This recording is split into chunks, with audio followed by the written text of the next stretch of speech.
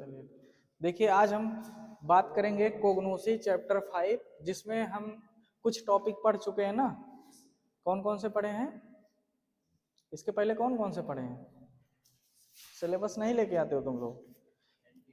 Laxative, cardiotonic ना, कार्बोनेटिव, astringent, drug acting on nervous system, anti hypertensive, anti tissue, इतने topic पढ़ चुके हैं। एंटी ट्यूमर भी पढ़ लिए हैं। आज हम बात करेंगे 3 टॉपिक पर, जिसमें पहला टॉपिक है आपका एंटी डायबिटीज, दूसरा टॉपिक है डायूरेटिक और तीसरा है एंटीसेप्टिक डिसइंफेक्टेंट। ठीक है, तो सबसे पहले हम शुरुआत करते हैं एंटी डायबिटीज। डिफिनेशन आपको कई बार बताई गई है, कई बार का मतलब है एचएपी में भी बताई गई है, केमिस्ट्री मैंने स्वयं बताया है। ठीक है, आज हम कोग्नोसी में बता रहे हैं। तो डायबिटीज क्या होता है? एंटी डायबिटीज जानने से पहले डायबिटीज को जानना पड़ेगा। किसको जानना पड़ेगा? डायबिटीज को जानना पड़ेगा। ठीक है, तो एंटी डायबिटीज जानने के लिए डायबिटीज को जानना पड़ेगा। डायबिटीज की डेफिनेशन कौन बताएगा? बताइए, बताओ। इंक्रीज द शुगर क्या होता है? चीनी बढ़ जाएगी शरीर में। हाँ, जो प्रॉपर डिफिनेशन क्या होगी? Increase the glucose level in blood में। जब ग्लूकोज के लेवल बढ़ जाता है तो वो एक कंडीशन होती है, उसे डायबिटीज कहते हैं। डायबिटीज कोई बीमारी नहीं है, डिसऑर्डर होता है। जो इंसुलिन, ठीक है, डिस्टरबेंस हो जाता है, ग्लूकोज बढ़ जाता है, उसको आउट मतलब उसको एडिपोज टिश्यू तक पहुंचा नहीं सकता है। इसको डिटेल में हमने केमिस्ट्री में बताया था ना, कैसे डायबिटीज बढ़ती है, कैसे होता है, किस एज में होता है, कितने टाइप की होती है? 2, टाइप 1 टाइप 2। ठीक है, किस किस एज में होता है। चलो इसी के साथ में बता दो, जो है डायबिटीज में नॉन फास्टिंग यानी खाली पेट और खाना खाना खाने के बाद कितनी होती है? बोलो। 70 या 80 से 110 क्या mg प्रति dl ना, और 110 से 140 या 150 तक खाना खाने के बाद होनी चाहिए। ये नॉर्मल रेंज होती है। अगर इससे ज्यादा या कम आ रहा है तो 2 टाइप की डायबिटीज हो जाएगी। ठीक है, ग्लूकोज लेवल बॉडी में लो हो जाता है, तब भी आपको जो है डायबिटीज कहलाता है ना, हाइपो। ठीक है, बताया था हाइपो और हाइपर 2 वर्ड आते हैं, चाहे ब्लड प्रेशर हो, चाहे कैल्सीमिया हो, चाहे डायबिटीज हो। ठीक है, बैठ जाइए। अब इसमें हमको पढ़ना है डायबिटीज। डिफिनेशन क्लियर हो गई सभी को? ठीक है, इसके ये समझ लीजिए एक प्रकार का तुम्हारा पास होने वाला नोट्स है, 60 नोट्स है। कैसी नोट्स है? 60 नोट्स है। इस तरीके से आप चार्ट नुमा भी पढ़ाई कर सकते हैं घर पर। एक चार्ट लो, उसमें कई प्लांट के बारे में ऐसे लिख दो, उसको चिपका दो। ठीक है, उसके बाद जो है उसमें जब सुबह शाम आते रहोगे, पढ़ते रहोगे तो याद हो जाएगा। जैसे अभी आपके इसमें 2 ड्रग आती हैं, मान लीजिए पहली ड्रग ये है, दूसरी ड्रग ये है। ठीक है, पेट्रोकार्पस है मान लीजिए पहली ड्रग, तो मैंने आपको पहले हेडिंग रटवाया है, रटाया था ना। तो किसी भी ड्रग में, चाहे वो एंटी ट्यूमर हो, एंटी नियोप्लास्टिक हो, एंटी, ठीक है, एंटी हाइपरटेंसिव हो, एंटी टिश्यू हो, सभी ड्रग में कितनी हेडिंग लिखनी है हमको? सभी लोग बोलो, पहली हेडिंग क्या होती है? पहली हेडिंग क्या होती है? सिनोनिम। पहली हेडिंग क्या होती है? सिनोनिम। दूसरी हेडिंग क्या होती है? Biological source. तीसरी हेडिंग क्या होती है? चौथी हेडिंग क्या होती है? माइक्रोस्कोपिक या मॉर्फोलॉजिकल कैरेक्टर। ठीक है, और पांचवी हेडिंग क्या होती है? Chemical constituent. कौन सी हेडिंग होती है? और छठवीं क्या होती है? अगर आपसे डिटेल अबाउट किसी प्लांट के बारे में डिटेल अबाउट पूछा है तो आपको पूरी चीजें लिखनी है। अगर किसी ड्रग के बारे में स्पेसिफिक चीजें पूछी है तो आपको एग्जाम में उतना ही लिख के आना है। जैसे मान लो जो मैं जो है पेट्रिकार्पस का आपसे बायोलॉजिकल सोर्स पूछ लूं, माइक्रोस्कोपिक कैरेक्टर पूछ लूं, यूजेज पूछ लूं, ठीक है, तो आपको 3 चीज लिख के आना है, चौथी चीज नहीं लिखना है। ठीक है, नहीं तो आपका समय लॉस होगा बस। ठीक है, अब देखिए मैंने इसमें बहुत शार्ट में लिखा है, सिनोनिम में जैसे लिखा है वैसे लिख देना है। बायोलॉजिकल सोर्स में इसके पहले कैसे लिखाता था बताइए? इट इज लिखो, या जो आपकी ड्रग है उसको लिखो। जैसे सपोज डेट आप इट इज से लिखोगे तो इट इज ऑब्टेन्ड फ्रॉम, ठीक है, इट इज ऑब्टेन्ड फ्रॉम पेट्रोकार्पस, ठीक है, मार्सोपिनियम ना, मार्सोपिनियम, ये आपका बायोलॉजिकल सोर्स हो गया। अब into belong into family, belong into family क्या, ल्यूगी, ठीक है, ल्यूगी मिनेसी, ठीक है। तो इस तरीके से लिखना है। अगर आप डिटेल में, यानी डिटेल का मतलब एग्जाम में लिखेंगे तो क्या लिखेंगे, पेट्रोकार्पस इज ऑब्टेन्ड फ्रॉम, क्या लिखेंगे बोलो सभी लोग, पेट्रोकार्पस इज ऑब्टेन्ड फ्रॉम, ठीक है। फिर उसका नाम लिखेंगे, जैसे क्या नाम लिखा है, पेट्रोकार्पस, ठीक है। उसके बाद belong into family, belong into क्या, ल्यूगी मिनेसिया, ठीक है। लिखना तरीका याद है ना, उसी तरीके से लिखेंगे। जियोग्राफिकल हमने एक आध दो में लिखा दिया है, बाकी और किसी में लिखाया नहीं है। तो ये जो जियोग्राफिकल है एक कॉमन है, इसको आप लिख सकते हैं, ठीक है। पंजाब, राजस्थान, महाराष्ट्र, 4-6 स्टेट्स के नाम। नहीं भी लिखते हो तो इस पे उतना ज्यादा नंबर नहीं कटता है, बट आपको पेज भरने हैं, लाइन लिखना है, सिस्टम से लिखना है तो लिख सकते हैं, ठीक है, बात समझे।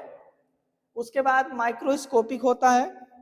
माइक्रोस्कोपिक या मार्फोलॉजिकल वही बातें होती हैं जिसको हम अपने आप से देख सकते हैं, टेस्ट कर सकते हैं, उन सब चीजों के बारे में बताना होता है, ठीक है। जैसे मैं अभी एक आपको आंवला दे दूं एग्जाम्पल के तौर पे, ठीक है, आंवला इसके आगे पढ़ोगे 6वें चैप्टर में, तो आंवला दे दूं तो आप क्या कहोगे, आंवला जो होता है 2 से 3 सेंटीमीटर डायमीटर का होता है, वो खट्टा लगता है, विटामिन सी उसमें पाई जाती है, वो लाइट ग्रीन कलर का होता है, ठीक है, 4 से 5 मीटर लंबे पेड़ में फरता है, ये सब चीजें हैं ना उसके बारे में। उसी प्रकार से हर दवा के बारे में आपको वही चीजें लिखना है। कलर आपको पता होगा, आप क्या पढ़ रहे हो, कोग्नोसी, कोग्नोसी मतलब क्रूड ड्रग, क्रूड ड्रग मतलब नेचुरल ड्रग, नेचुरल ड्रग मतलब प्लांट के बारे में। तो प्लांट में लगभग चीजें सब आपको हरी होती हैं, कैसे होती हैं, हरी ही होती हैं, कैसे होती हैं, हरी होती हैं। तो हरे कलर के लिए हम क्या लिखेंगे, कलर में क्या लिखेंगे, और टेस्ट, दवा हो चाहे जो हो, बिटर इन टेस्ट लगता है, कुछ स्ट्रिंजेंट टेस्ट के होते हैं, तो आप स्ट्रिंजेंट टेस्ट लिख सकते हो या बिटर इन टेस्ट लिख सकते हो, क्या लिख सकते हो, बिटर इन टेस्ट, ठीक है। आर्डर में आप स्ट्रिंजेंट आर्डर लिख सकते हो या आर्डर लेस लिख सकते हो या कैरेक्टरिस्टिक इन आर्डर लिख सकते हो। अगर किसी ड्रग के बारे में पर्टिकुलर आपको पता है तो आप लिख दीजिए, नहीं पता है तो कैरेक्टरिस्टिक इन आर्डर लिखो, क्या लिखोगे, कैरेक्टरिस्टिक इन, कैरेक्टर मतलब उस ड्रग का जैसा कैरेक्टर है उस हिसाब से उसकी ऑर्डर आएगी, उस हिसाब से उसकी ऑर्डर आएगी, ठीक है। उसके बाद साइज और शेप 2-3 सेंटीमीटर से लंबी कोई पत्ती नहीं होती है ना, कोई फल नहीं होता है, प्लांट भले होते हैं, तो आप एक नॉर्मल रेंज याद कर लो, 2 से 4 सेंटीमीटर लॉन्ग, ठीक है, 1 से 2 सेंटीमीटर चौड़ा, ठीक है ना। तो ये नॉर्मल रेंज याद कर सकते हो, हर चीज में आप फिक्स कर सकते हो, ठीक है, हर दवा में आप फिक्स कर सकते हो, उस कॉमन सेंस यहाँ पे वर्क करेगा, ठीक है। रटने वाली चीज है, इतनी ड्रग है, सबका तुम लॉन्ग साइज ये सब याद नहीं कर सकते हो, ठीक है। तो जो चीजें पॉपुलर चीजें हैं उसको याद कर लेना है, जो चीजें नहीं पॉपुलर हैं उसको उसमें कॉमन सेंस लगा के लिख देना है, ओके। अब देखिए उसके बाद आता है केमिकल कॉन्स्टिट्यूएंट जो कि इंपॉर्टेंट होता है, ठीक है। केमिकल कॉन्स्टिट्यूएंट आता है, ये आपका इंपॉर्टेंट चीजें हैं, ठीक है। जैसे इसमें कीनोरेड पाया जाता है या कीनोटेनिक एसिड पाया जाता है। टेनिक से मतलब ये हुआ कि हमें टेनिन कैटेगरी के, क्या है, एल्कोलाइड और टेनिन वाला पढ़ाया था ना, alkaloid, tannin, glycoside, resin, volatile oil, तो इस कैटेगरी का ड्रग है, एसिडिक इन नेचर का होता है, ठीक है, केनोटेनिक, ठीक है, एसिड और कीनोरेड। इतनी बात समझ में आई। रही बात यूजेज की, तो एक यूजेज में आपको मैंने डिटेल में बताया, बाकी सब में जो है उसी तरीके से लिखना है। जिस कैटेगरी की ड्रग होती है, जैसे डायबिटीज कैटेगरी की ड्रग है, डायबिटीज इन नेचर का है, तो उसमें जो एक दवा का काम होगा वही तो दूसरी दवा का भी काम होगा, क्योंकि किस कैटेगरी की ड्रग है, डायबिटीज कैटेगरी, ठीक है। डायबिटीज की जो एक दवा काम करेगी वही दूसरी दवा भी काम करेगी, कि उसमें कोई चेंजिंग आ जाएगा, नहीं आएगा ना। इतनी बात आप समझ लीजिए। तो ये आपका मेन कैटेगरी है। एस्ट्रिजेंट क्या है? चैप्टर का नाम है ना एस्ट्रिजेंट, तो आप एस्ट्रिजेंट के यूज के लिए भी यूज कर सकते हैं। डायबिटीज इसकी कैटेगरी है, क्या है? सब कैटेगरी है ना, तो डायबिटीज के ट्रीटमेंट में भी यूज कर सकते हैं। और किसके लिए? स्किन डिसीज के लिए, यूज्ड इन स्किन डिसीज के लिए यूज कर सकते हैं, और डायरिया के लिए भी यूज कर सकते हैं ना। वैसे भी आपको पता होगा कि पहले भी अभी भी सुनते हो तो कहा जाता है कि जो आयुर्वेदिक चीजें होती हैं, आयुर्वेदिक दवा होती है, वो 3-4 बीमारियों में काम करती, सुने हो कि नहीं?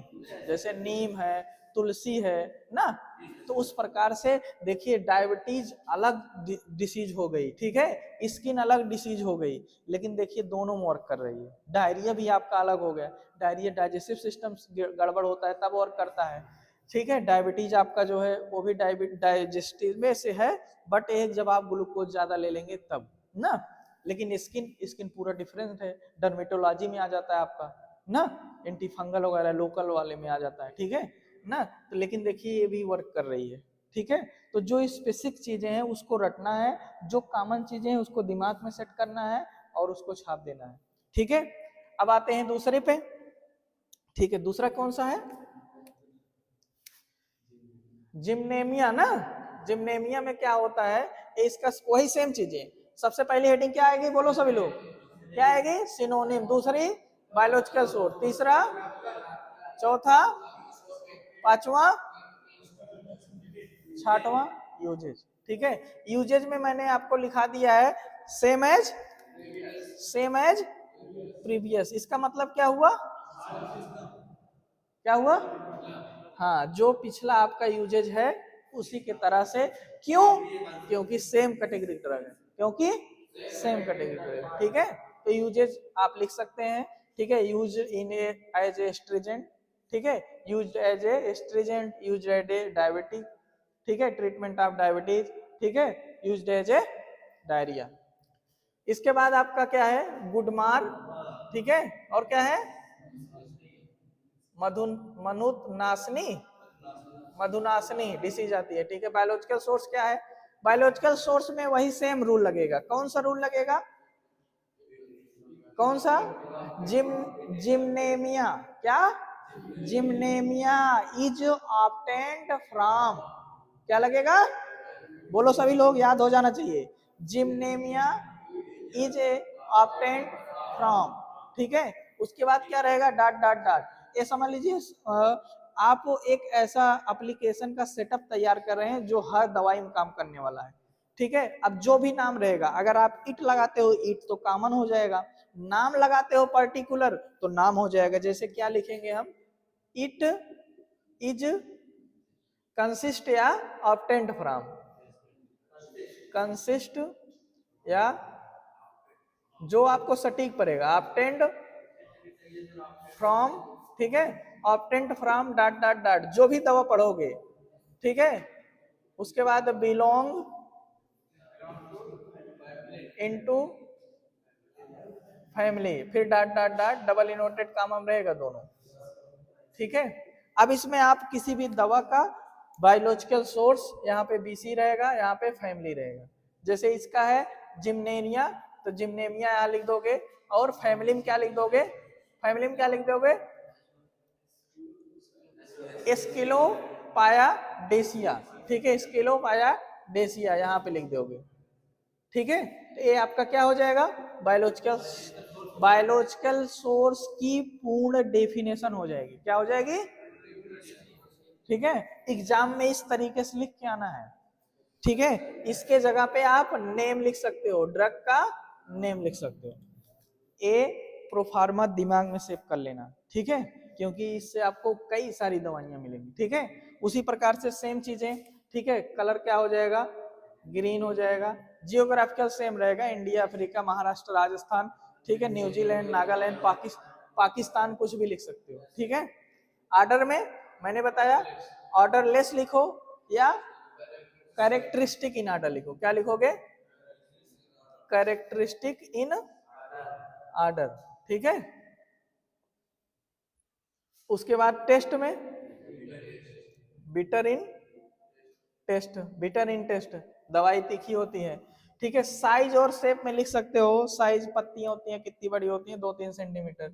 शेप जो होता है ओबेट, ओबेट की तरह, ओबेट मतलब त्रिकोणी होता है। ठीक है, इसे हम लिख सकते हैं इलिप्टिक। ठीक है, इलिप्टिक होता है। कैसे होता है? इलिप्टिक होता है। कैसे होता है? अब ये बताइए, आपको एंटी डायबिटीज समझ में आया? दोनों अच्छे समझ में आया? ठीक है, अब हम पढ़ते हैं डायरेटिक। किस पे पढ़ेंगे? डायरेटिक। डायरेटिक क्या होता है? डायरेटिक क्या होता है? बोलिए। डायरेटिक मतलब?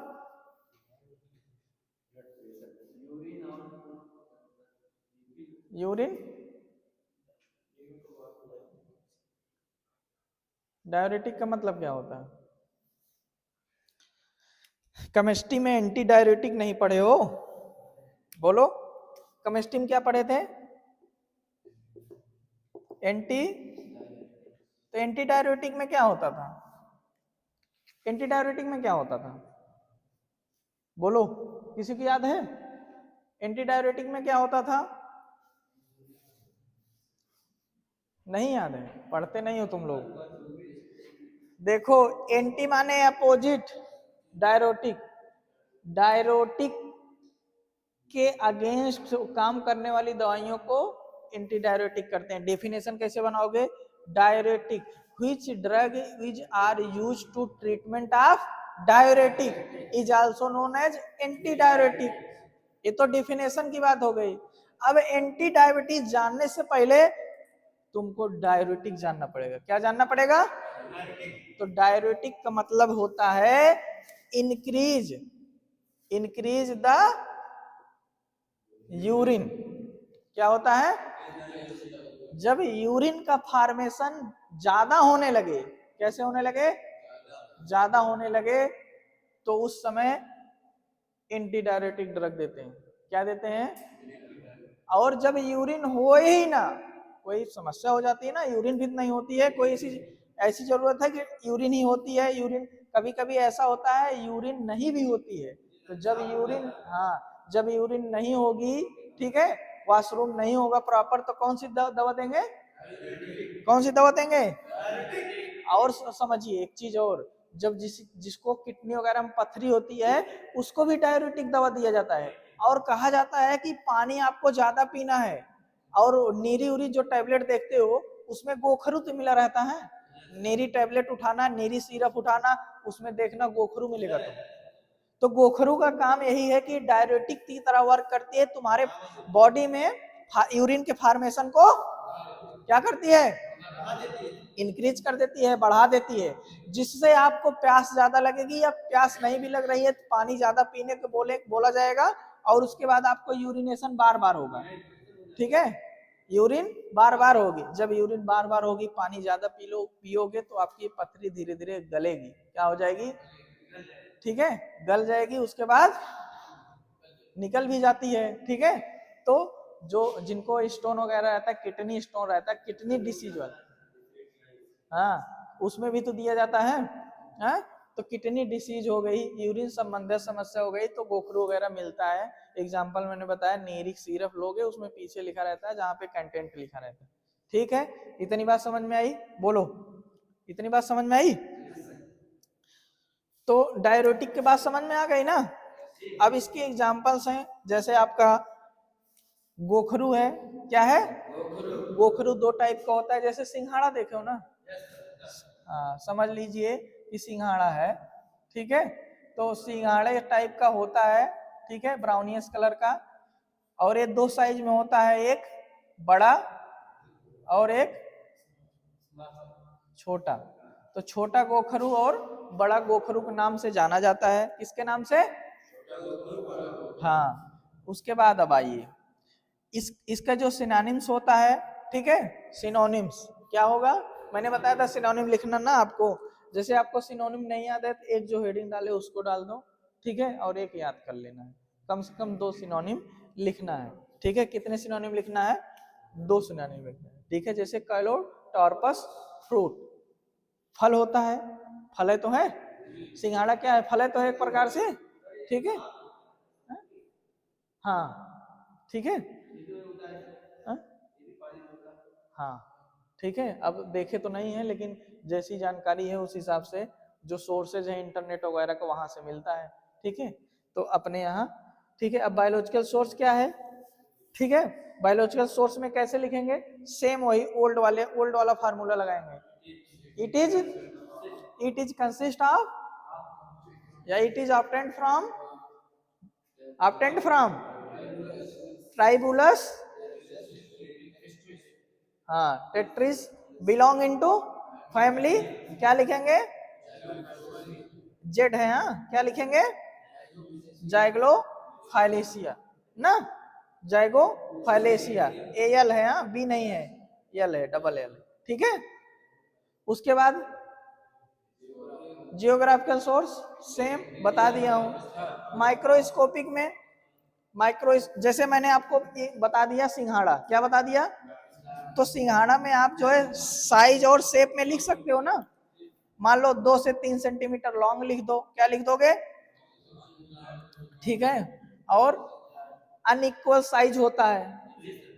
ठीक है, और थोड़ा सा ब्राउनियस कलर होता है। कैसे होता है? ब्राउनियस कलर होता है। Characteristic in order, characteristic in order ना, बिटर इन टेस्ट बताया था ना। हो गए, हो जाएगा। यूजेस केमिकल कॉन्स्टिट्यूएंट में आ जाओ। ठीक है, nephritic syndrome, nephritic, nephritic syndrome, nephritic. आपको मैंने 3-4 वर्ड बताए थे आज के पिछले 2-3 दिनों में, बताया था ना? क्या बताया था? क्या बताया था, याद है किसी को? बोलो।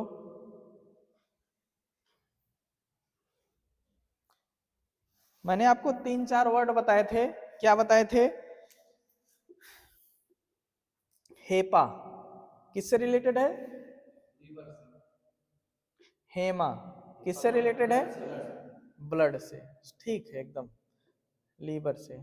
उसके बाद क्या बताया था? Hypo, hyper. ठीक है, हाइपो किससे रिलेटेड था? लो से। कोई चीज लो है तो हाइपो लगेगा। हाइपर किससे रिलेटेड था? कोई चीज ज्यादा है, इंक्रीज है, हाई है। ठीक है, उसी प्रकार से नेफ्रो बताया था, नेफ्रो, नेफ्रॉन, नेफ्रोटाइटिस किससे रिलेटेड है? किडनी से। किससे रिलेटेड है? ऐसे जो भी वर्ड आते हैं आपको मैं बताता रहता हूं। तो यहाँ पे कौन सा वर्ड आया है? ठीक है, कौन सा वर्ड आया है? नेफ्रॉन वाला। हाँ ठीक है, नेफ्रॉन जो होता है यहाँ से ये सब स्मॉलेस्ट यूनिट होती है। जैसे तुम्हारा जो टिश्यू होता है, क्या ऊतक ना, सेल ना, उसकी स्मॉलेस्ट इकाई क्या है? जो टिश्यू होते हैं, ऊतक होते हैं, स्मॉलेस्ट इकाई क्या है? सेल है ना। उसी प्रकार से किडनी की जो यूनिट होती है, जो स्मॉलेस्ट इकाई होती है, क्या होती है? नेफ्रॉन। क्या होती है? नेफ्रॉन। क्या होती है? सिंड्रोम। और इसका मतलब ये होता है कि एक डिसीज काज कर रही। कौन कौन से? तो किडनी लाइक, किडनी की जैसे किडनी में जितनी प्रकार की डिसीजें होंगी, जैसे तुम्हारा ब्लड प्रेशर की हो गया, इडीमा हो गया। इडीमा, इडीमा में क्या बताया था? ब्लड प्रेशर में बता दिया था, हाइपरटेंशन। ठीक है, ब्लड प्रेशर में बताया था हाइपरटेंशन हो जाता है। उसका नॉर्मल भी बताया था, नॉर्मल वैल्यू हमने बताया था, कितना बताया था? ये आपका क्या है? सिस्टोलिक। और ये क्या है? डायसिस्टोलिक। ये नॉर्मल रेंज होती है बीपी की। अगर इससे ज्यादा हो गए 140 तक तो आपका फर्स्ट स्टेज हो जाएगा हाइपरटेंशन का। अगर 180 से 200 तक हो गया तो सेकेंड स्टेज हो जाएगा। ठीक है ना। और उसके बाद क्या बताया था? लो हो गया, 60 हो गया, या 60 से 80 के बीच में हो गया, नीचे वाला 40 से 65 के बीच में हो गया तो हाइपोटेंशन। क्या हो जाएगा? हाइपो, बीपी लो हो जाएगा। क्या हो जाएगा? ठीक है, ये सारी चीजें मैं आपको बता। एडीमा का मतलब क्या बताया था? एडीमा में होता है टिश्यू के बीच में लिक्विड का भर जाना। ठीक है, जैसे हमारा हाथ है, अगर हमारे हाथ में लिक्विड भर जाए दो लेयर के बीच में, तो क्या होगा? स्वेलिंग आ जाएगी हाथ में। कितने लोग को देखे होगे हाथ फूला रहता है, पांव फूला रहता है, सूजन आ जाएगा, इन्फ्लामेशन हो जाता है। क्या हो जाता है? उसे कहते हैं एडीमा। उसमें क्या होता है कि जब किडनी, एडिमा के बारे में एक बार मैंने बताया था, फिर से सुन लीजिए।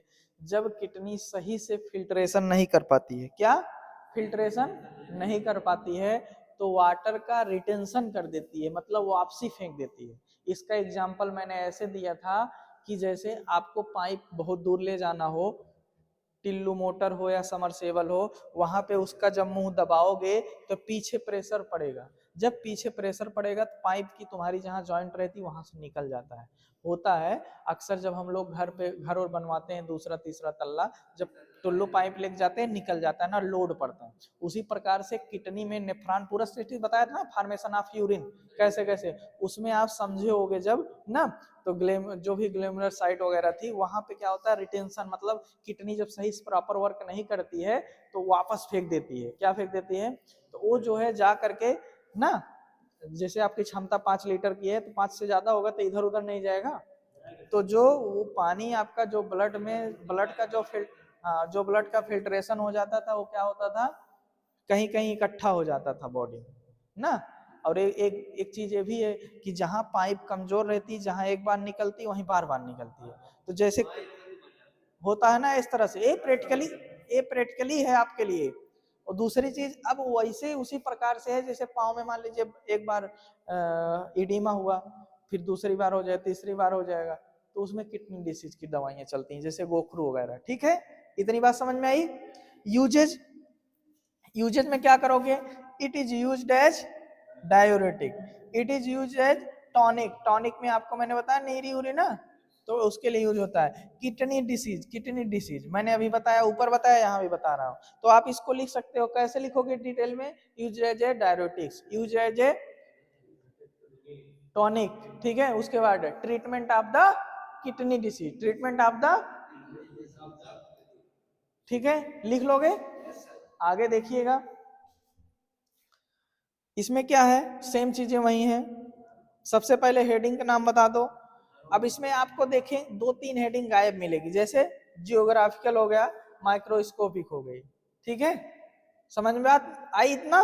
अब सिनोनिम में लिखेंगे, क्या लिखेंगे, होंग वीड, ये डब्लू है, ठीक है, होंग वीड, और क्या है, गंध पूर्ण, गंध पूर्ण। ठीक है, सिनोनिम हो गए आपका। बायोलॉजिकल सोर्स कैसे लिखोगे, it is obtained from Berophis diffusa, belong into family, क्या है, नाइट्रोजेनेसिस। ठीक है, उसके बाद केमिकल कॉन्स्टिट्यूएंट लिखो, केमिकल कॉन्स्टिट्यूएंट में क्या लिखोगे, आप इसको डायरेक्ट भी लिख सकते हो डबल इनवर्टेड कामा में, नहीं तो जैसे बायोलॉजिकल सोर्स लिख रहे हो उस तरीके से लिख सकते हो। ठीक है, it is main chemical constituent is, ठीक है, जितने भी आपके नाम है, जैसे बियोरबिन है, ठीक है, हाइपोथैक्सीन है, और क्या है, पुनरा पुनरला बेसोसाइड्स है, नाम से लिया गया है।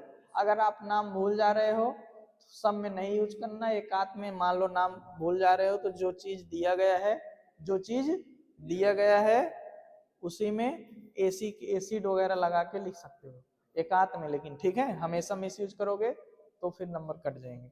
यूजेज में एंटी फेब्रियोलाइटिक, क्या, एंटी फेब्रियोलाइटिक, दूसरा एंटी इन्फ्लामेशन, दूसरा तो डायूरेटिक के लिए यूज करते हैं। एंटी इन्फ्लामेशन का मतलब इन्फ्लामेशन को कम करना।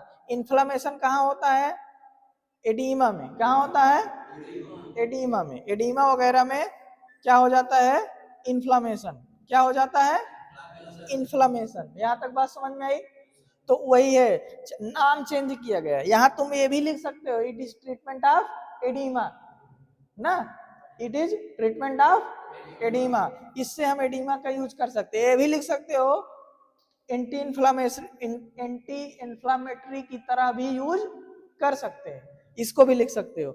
एंटी फेब्रियोलाइटिक, एंटी फेब्रियोलाइटिक, फेब्रियोलाइटिक किसे कहते हैं, फेब्रियोलाइटिक किसे कहते हैं, बोलो, फेब्रियोलाइटिक किसे कहते हैं, बताओगे?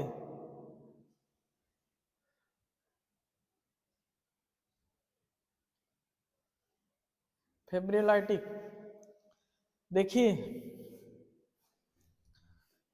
एंटी फेब्रियोलाइटिक जैसे कि आपका ट्रेनेक्सा वगैरह होता है। ट्रेनेक्सा के इंजेक्शन का नाम सुने हो, किसमें यूज किया जाता है?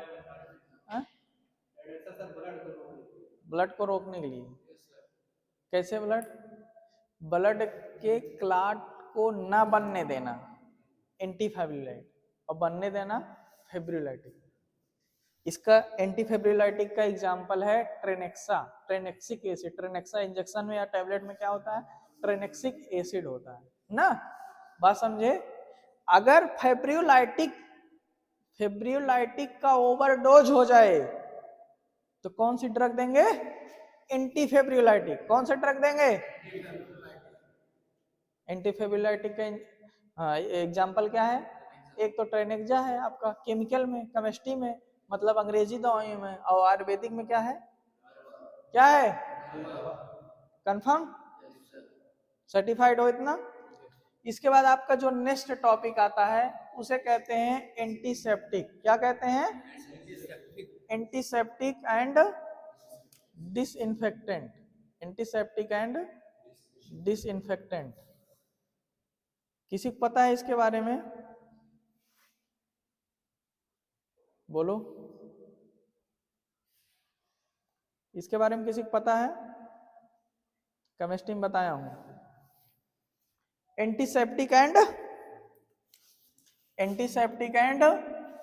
डिसइंफेक्टेंट। हाँ बताओ। नीम, वो तो एग्जांपल में मैंने लिखा ही दिया हूं ना, बेंजीन है, माइरस है, नीम है, टर्मरिक है, मतलब हल्दी है, नीम है, ठीक है। बोलो, एंटीसेप्टिक की पर्टिकुलर डेफिनेशन बताओ हमको। साहिल बताओ।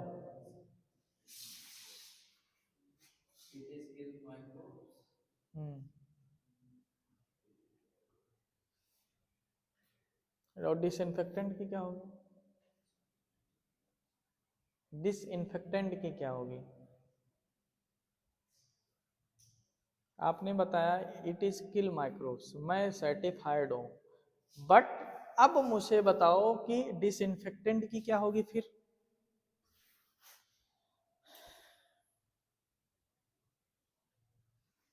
राजेश बताओ, दिमाग लगाओ सभी लोग, फोन ना चलाओ, बताओ जल्दी से। राजेश बताओ, कुछ दिमाग काम कर रहा है? हम्म?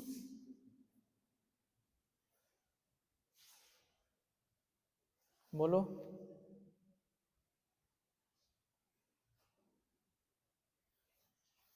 बोलो, कुछ तो बताओगे। तुम बताओ तो क्या मालूम है? ग्रोथ कहाँ से होगा गधा? उसको हम ये बताओ, किसी चीज पढ़ रहे हो, दवा खाते हो बीमार होने के लिए कि ठीक होने के लिए? तो क्यों बढ़ाने का काम कर रहे हो? हाँ बताओ, तुम बताओ, विकास बताओ, कहाँ तक दिमाग काम कर रहा है? हुँ?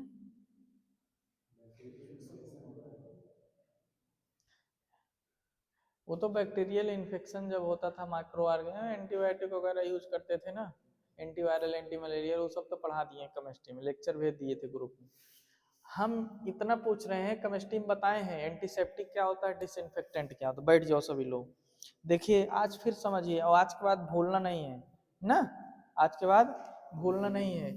एंटीसेप्टिक जो होता है, एंटीसेप्टिक, सेफ्टी किसकी करते हो? शरीर की ना। शरीर क्या है? लिविंग ऑर्गन है। क्या है? जिंदा। क्या? जिंदा है। और डिसइंफेक्टेंट क्या है? डिस, इधर उधर किसको फेंकते हो? जो निर्जीव चीजें होती क्या होती हैं? Non living. क्या होती हैं? Non living. दो चीजें समझ में आई? दो चीजें समझ में आई। अब जो तुम कह रहे थे वो बात सही है, क्या कहा था आपने, क्या कहा था अभी, किल द बैक्टीरिया या माइक्रोब्स, क्या क्या कहा था आपने, किल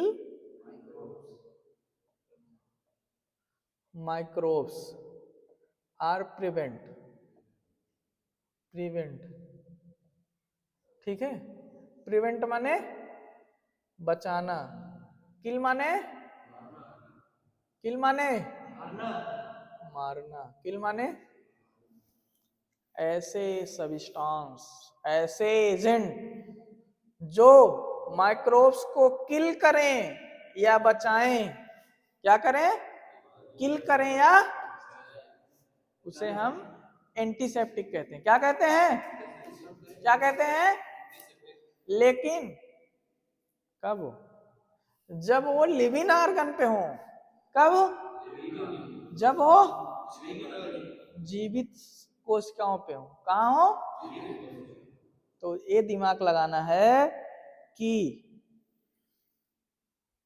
जो एंटीसेप्टिक होता है जीवित वस्तुओं के लिए होता है, किसके लिए होता है, जीवित वस्तुओं के लिए होता है, जीवित वस्तु नहीं जीवित शरीर के लिए होता है, और जो डिसइंफेक्टेंट होता है वो निर्जीव के लिए होता है, किसके लिए होता है, निर्जीव, निर्जीव पे बैक्टीरिया का बचाने की जरूरत नहीं है, उनको उनको क्या करना है, उनको लपेट देना है, ठीक है, उनको जैसे फिनाल उनाल मारते हो ना, लेकिन ध्यान दीजिएगा मैं एग्जाम्पल फिनाल वगैरह का जो भी अभी यहाँ ट्रेनेक्सा का एग्जाम्पल दिया, जो भी एग्जाम्पल दे रहा हूँ ये सिर्फ तुमको समझने के लिए दे रहा हूँ, कोग्नोसी में इस एग्जाम्पल को आप नहीं लिख सकते हैं, ध्यान दीजिएगा इस बात को, केमिस्ट्री में लिख सकते हो और केमिस्ट्री में इसकी डेफिनेशन भी है, ठीक है, तो इसको ध्यान दीजिएगा, तो केमिस्ट्री में आप एग्जाम्पल वही ट्रेनेक्सा लिखोगे, यहाँ पे अपना दूसरा लिखोगे, वहां पे आप जो है फेनाल लिखोगे, ये सब लिखोगे यहाँ, ठीक है, नीम तुलसी ये सब लिखोगे, टर्मरिक वगैरह जो भी है, बात समझ में आया सभी को। अब जो निर्जीव चीजों पर बैक्टीरिया को किल करता है यानी माइक्रोब्स को किल करता है उसे डिसइंफेक्टेंट कहते हैं, सभी लोग बोलो डिसइंफेक्टेंट किसे कहेंगे, पूरी डिफिनेशन बताओ, kill the microbes on the non living, kill the microbes, और प्रिवेंट भी कह सकते हो, किल और प्रिवेंट, किल और prevent the microbes on the उसे क्या कहेंगे, इज आल्सो नोन एज, ठीक है, तो किल और prevent the microbes on the non living organs, non living is also known as disinfectant, kill और प्रिवेंट, किल और प्रिवेंट ऑफ द माइक्रोब्स, कहा, ऑन द लिविंग ऑर्गन, जीवित चीजों पर बैक्टीरिया या माइक्रोब्स को किल करना या बचाना एंटीसेप्टिक कहलाता है, और निर्जीव वस्तुओं पर बैक्टीरिया को किल करना या बचाना, ठीक है, या उससे सुरक्षित करना उसे डिसइंफेक्टेंट कहते हैं, बात समझ में आई, दोनों में कंफ्यूजन दूर हुआ, एंटीसेप्टिक और डिसइंफेक्टेंट। अब एक क्वेश्चन तुम लोग के दिमाग में ये आना चाहिए, सर जी बचाना क्यों है, माइक्रोब्स को बचाना क्यों है, आता है कि नहीं आता है, आना चाहिए कि नहीं आना चाहिए, तो माइक्रोब्स को इसलिए बचाया जाता है बच्चा कि सबको पता होगा कि बॉडी में हमारे, कहा, बॉडी में बहुत सारे बैक्टीरिया ऐसे हैं जिनको अगर हम नष्ट कर देंगे तो स्वयं नष्ट हो जाएंगे, है कि नहीं, लैक्टोबैसिलस क्या है, तुम्हारे अपेंडिक्स में बैक्टीरिया पाया जाता है खुद, जो कच्चे पदार्थों को क्षरण करता है, तो बचाना जरूरी है कि नहीं जरूरी है, इसलिए प्रिवेंट वर्ड लगा है, प्रिवेंट माने और किल माने, कभी कभी जरूरत नहीं होती है बचाने की, तो उस समय भी हम एंटीसेप्टिक का यूज करते हैं, किसका यूज करते हैं, इसलिए मैं आपको बताना चाहता हूं एंटीसेप्टिक 2 टाइप का होता है। कितने टाइप का होता है? कितने टाइप का होता है? एक बैक्टीरियोस्टेटिस,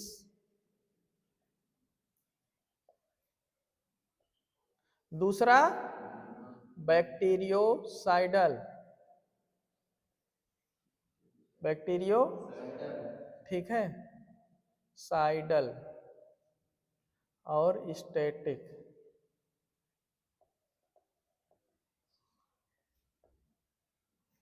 साइडल मतलब सुसाइड,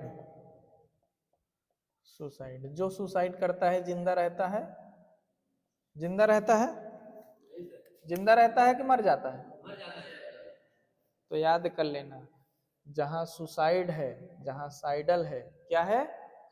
जहां साइडल है वहां पर माइक्रोब्स को क्या करेगा? किल कर देगा। क्या करेगा? रेडी हो? समझ में आया? जहां अगर मैं पूछ लूं कि एंटीसेप्टिक क्या है, तुम बता सकते हो लिविंग ऑर्गन पर जो माइक्रोब्स को किल करे या प्रिवेंट करे। मैं पूछ लूं कि किल कहां करता है, तुम तुरंत बताओगे सर बैक्टीरियोसाइडल जो होता है वहां पे बैक्टीरिया को मार दिया जाता है। और मैं पूछ लूं कहां जिंदा रखा जाता है, तो आप कहोगे बैक्टीरियोस्टेटिक पर बैक्टीरिया को या माइक्रोब्स को प्रिवेंट करते हैं। क्या करते हैं? क्या करते हैं? समझ में आई बात? रेडी हो? इतनी बात समझ में आई सभी को? बोलो। तो एंटीसेप्टिक कितने प्रकार का होता है? बैक्टीरियो और बैक्टीरियोसाइडल। बात समझ में आया? अब इसमें हमको कुछ एग्जाम्पल दिए गए हैं, ठीक है, जैसे क्या है? बेंजीन है, मायरस है, ठीक है, और नीम है, टर्मरिक है। तो नीम ओम को तो बहुत पहले से जान रहे होंगे, ठीक है। टर्मरिक हल्दी है, इसको भी जानते हैं, चोट वगैरह लग जाती है तो घर वाले भी कहते हैं हल्दी में हल्दी तेल लगाओ और दूध में हल्दी डाल के पियो। तो हल्दी के बहुत सारी क्वालिटी हैं, जैसे एंटी फंगल भी यूज होता है, एंटीसेप्टिक भी यूज होता है, एंटीबायोटिक के रूप में भी यूज होता है, ठीक है। नीम क्या है? नीम भी आपका एंटीसेप्टिक है, लेकिन एंटी फंगल भी यूज होता है, एंटीबैक्टीरियल भी यूज होता है। चोट वोट लगती थी तो पानी हल्का से जो है नीम की पत्ती और पानी को गुनगुना करके उसी से देखो घाव होता था, पाका हो जाता था बचपन में, तो उसी प्रकार से आज पट्टियां कराने जाते हैं, पहले तो इसी सबसे किया जाता था। तो कुछ क्वालिटी पता रहती थी सभी को, तो इस हिसाब से वर्क किया जाता था। समझ में आई बात सभी को? तो इसको आज हमने अच्छे से समझ लिया है कि एंटीसेप्टिक क्या होता है, डिसइंफेक्टेंट क्या होता है, एंटी डायरेटिक क्या होता है, डायबिटीज क्या होता है, एंटी हाइपरटेंशन क्या होता है, हाइपोटेंशन क्या होता है, ठीक है, हाइपरटेंशन क्या होता है, हाइपोग्लाइसेमिया क्या होता है, हाइपरग्लाइसेमिया क्या होता है, नॉर्मल रेंज शुगर की कितनी होती है, डायबिटीज मतलब, और फास्टिंग कितना होती है, नॉन फास्टिंग कितना, सिस्टोलिक क्या होता है, डायसिस्टोलिक क्या होता है। ये सारी चीजें बहुत सारे हैं जहां पर हमको 1-2 नंबर के क्वेश्चन मिलेंगे हर एग्जाम में, चाहे आप पुलिस देंगे, रेलवे देंगे, दरोगा देंगे, फार्मासिस्ट देंगे, यहाँ से क्वेश्चन आपको 1 नंबर वाले मिलेंगे, कई सारे क्वेश्चन मिलेंगे। इसके बाद अगर इन केस एग्जिट एग्जाम वगैरह लगता है वहां भी आपको वर्क करना है। ये आपकी 60 नोट है और इसको हम कह सकते हैं कि पास होने वाली क्लास। क्या कह सकते हैं?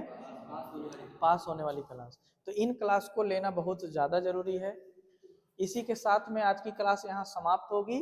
कल हम लोग नीम और हल्दी को पढ़ेंगे अच्छे से।